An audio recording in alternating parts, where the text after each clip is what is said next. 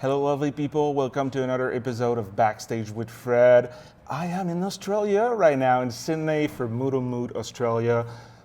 Really happy to be here. I mean, like at home. I know I say that to a lot of episodes, but it's winter right now, and now I'm in Australia. The weather is nice, it's beautiful, it's sunny, and there is no snow. So that's perfect for me. I love it. And I am with Marie. How are you? How is life? Good, ça va? Ça va bien? Yeah, fun fact. Both Fred and I are from Montreal in Canada. So if we slip into French at some point, we're sorry. We'll try not to. Yeah. That might happen. Yeah, I was going to say, we're going to do the interview in French, but like, no, like my public, most people speak English. So we're going to do this in English. But yeah, funny fact, I was in Australia and Marie came up to me and she talked to me in French, but like not even French from France, like French from Quebec. Yeah. And I was like, wow, that is like, a small world. Proper surprise. Exactly, yeah. Exactly. I was super happy. It's always nice to see people from my part of the world. But we're not the only one here. We are at MoodleMoot Australia. It's a big conference. It's a lot of people that is around Moodle. And one of the questions I have for you is, first, actually, who are you? Before even we jump into Moodle, for the people that do not know you, who are you? Thanks for giving me the opportunity to have a chat. Super cool. So my name's Marie Achour, and I'm the Chief Product Officer for Moodle. And I lead a team of about 100 people, and those people together design, build, and maintain all of the Moodle product solutions that we offer to the world. So for the people that do not know Moodle, what is Moodle? What is it? Yeah.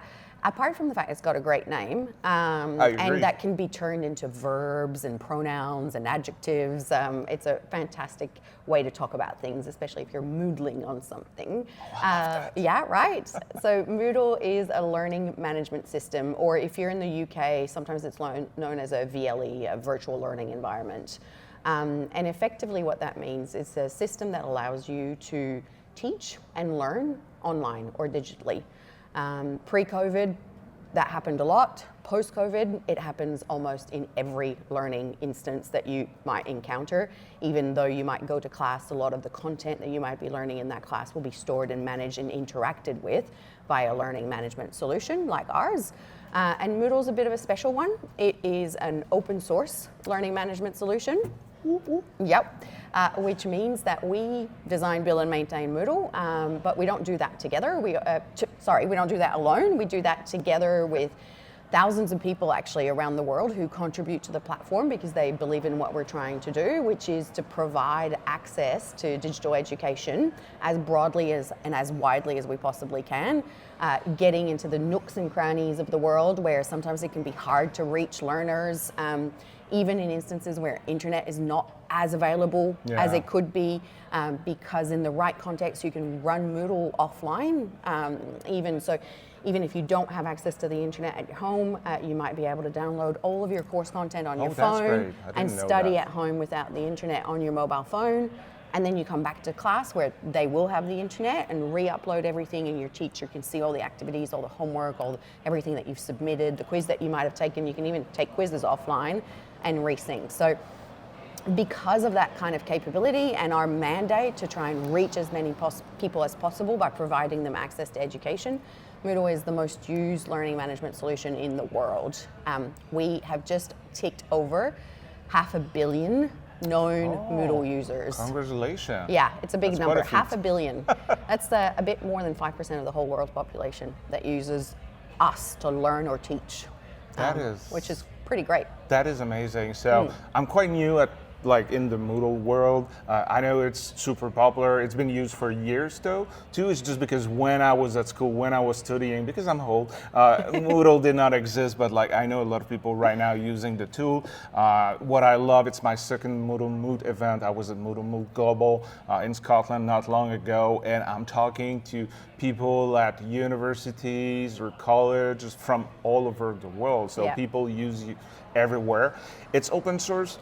Love it, but there's something that, as the guy working for TinyMCE, love it even more, is that the default right now, rich text editor or WYSIWYG is TinyMCE. Yeah. So we build Moodle with Tiny. Actually, without Tiny, you don't have much of a Moodle because the text editor function is so integral to how you use Moodle.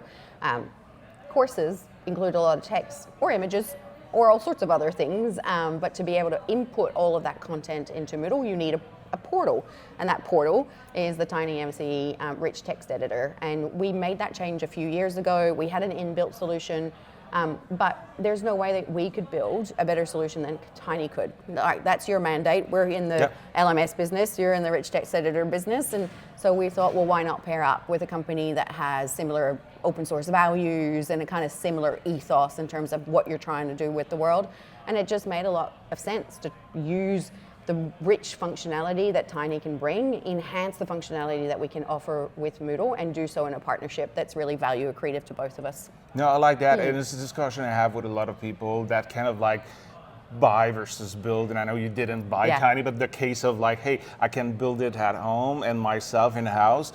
And yeah, there's some functionality that I make happen, but like rich text editor are way more complex than people think. There's a lot of things to keep in consideration when you do that. So in a case where you're like, okay, let's have your team concentrate on what you do best, which is the LMS, and we do the rich text editor part. And I think we're doing okay. You do great. So, I love it. And I just gave a talk actually about that because, you know, TinyMCE, it's open source. We have like free version where people can use like some of the plugins we have. But, you know, at the end of the day, we're a for-profit company. We also have premiums offering. So I just gave a talk yesterday, the first day of the conference, about the premium opportunity or premium features or plugins that someone who is using Moodle could, if they wanted. They don't have to, but if they wanted, they could upgrade and choose, like pick and choose the plugin that makes sense for them to bring TinyMCE experience to the next level. Yeah, and we have a similar model. Moodle's also a for-profit company, and we have a premium product too. It's called Moodle Workplace, and it is just an elevated version of the Moodle LMS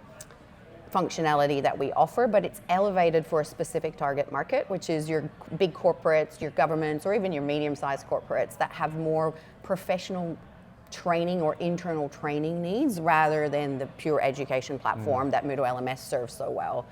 So we do the same thing, and the other thing that we really like is the idea that says, well, Moodle LMS out of the box comes with everything that you need, which just like Tiny does out of the box comes with everything that you need, but you can enhance it, you can add to it, you can go to the premium route. Usually those options are fairly affordable, and that adds a lot of content or capability that just being able to maintain or do just for free straight out of the box doesn't quite work because it's a lot. But so you're not taking away from anybody, but you can still really amplify the ecosystem. Exactly. So I like that you know you're making online education accessible for folks, but at the same time, as you said, like you need to survive. We need a salary to make things happen. You have a big team, and you're not the only team at the company, so it just makes sense.